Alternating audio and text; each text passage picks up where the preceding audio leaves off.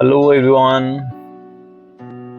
it's your host, your दोस्त आनंद। Day 16 Mahabharat. Pandav Hastinapur पहुंच चुके हैं और यहां से शुरुआत होती है दुर्योधन की, कौरव का सबसे बड़ा पुत्र।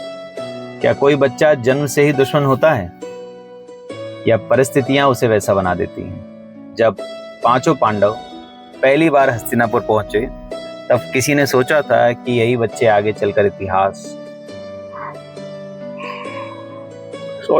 सबसे बड़ा युद्ध लड़ेंगे। लेकिन एक भावना ने धीरे धीरे जन्म ले लिया, वो थी ईर्ष्या। ईर्ष्या किससे?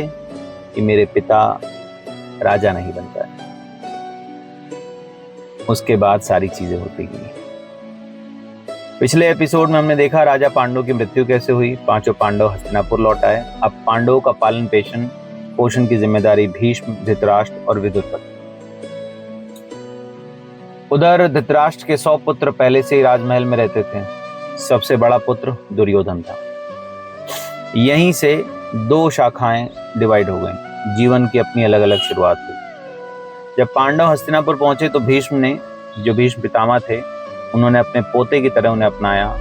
विदुर ने उनका ध्यान रखा, धृतराष्ट्र ने भी उनका स्वागत किया। मगर हर व्यक्ति के मन में एक जैसी भावना हो आपके लिए जरूरी नहीं है। दुर्योधन और उनके मामा शकुनी उनको अलग नजर से देखते थे।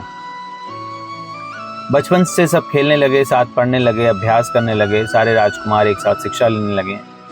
लेकिन जल्दी स्पष्ट हो गया कि पांचों पांडव असाधारण हैं।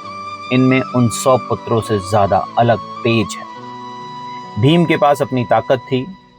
सबसे अधिक परेशानी अगर किसी को दुर्योधन से थी या भीम से थी तो वो दुर्योधन को थी। भीम बचपन से ही अत्यंत बलशाली थे। खेल खेल में वो कई बार कौरवों को हरा देते थे। कभी कुश्ती, कभी दौड़, कभी शक्ति। महाभारत में वर्णन मिला है इन सब के बारे में। दुर्योधन ने अपमान समझने लगे इसको। दुर्योधन फील लाइक, अरे यार कैसे हरा दिया। युधिष्ठिर शांत थे, समझदार थे, सत्यवादी थे, न्यायप्रिय थे। महल में बड़े बुजुर्ग उन्हें बहुत पसंद करते थे। सबको लगता था कि भविष्य में एक आदर्श राजा बनकर उभरेंगे। ये बात भी दुर्योधन को पसंद नहीं आती थी। अर्जुन बताना ही गलत है। अर्जुन बचपन से ही एक परिश्रमी थे। एकाग्र बहुत थे। वो हर काम लगन से करते थे। द्रोणाचार्य को अपना गुरु बनाया और फिर उनकी प्रतिभा स्पष्ट दिखने लगी। दुर्योधन यहाँ पर भी हारे, यहाँ पर भी उनके मन में आया। धीरे धीरे दुर्योधन के मन में एक डर बैठ गया। यदि पांडव ऐसे ही लोकप्रिय होते रहे तो एक दिन हस्तिनापुर का सिंहासन उसके पास से चला जाएगा। ये ईर्ष्या धीरे धीरे शत्रुता में बदल गई। दुर्योधन अपने मामा के आसपास ये बातें बताते थे, उनके मन में ये बातें डाल रहे थे। और शकुनी ने उनके दिमाग में एक बात डालना शुरू किया, राज्य केवल तुम्हारा होना चाहिए। शकुनी जानते थे कि यदि दुर्योधन के मन में असुरक्षा बनी रही तो वो अपनी योजना के अनुसार उन्हें चला सकते हैं। यहीं से दुर्योधन का मन अत्यधिक कठोर होता गया। भीष्म और विदुर दोनों समझ रहे थे कि बच्चे हैं, बीच में प्रतिस्पर्धा है। वे चाहते थे कि पूरा परिवार एकजुट रहे, लेकिन ये भी देख रहे थे कि दुर्योधन का क्रोध और ईर्ष्या बढ़ती जा रही।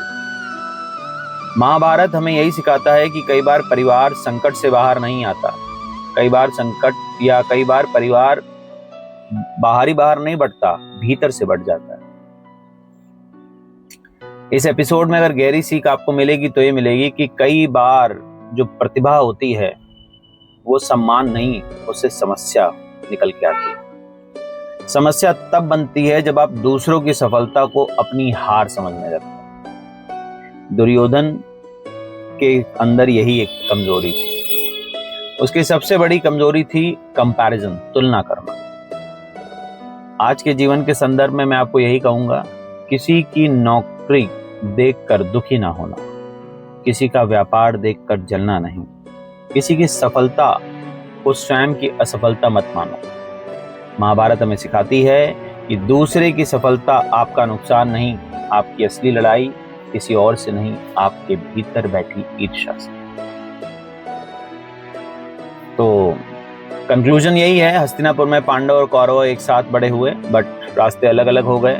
दुर्योधन ने ईर्ष्या को अपना साथी बनाया, बाकी सब लोगों ने अपनी प्रतिभा को अपना साथी बनाया। कल पढ़ेंगे या कल बात करेंगे दुर्योधन ने भीम को जहर क्यों दिया, और नाग लोग की अद्भुत कहानी क्या थी, और भीम को जो 1000 हाथियों की ताकत थी वो कहाँ से थी, इस बारे में। आज के लिए इतना ही। अपना ध्यान रखिए। टाटा।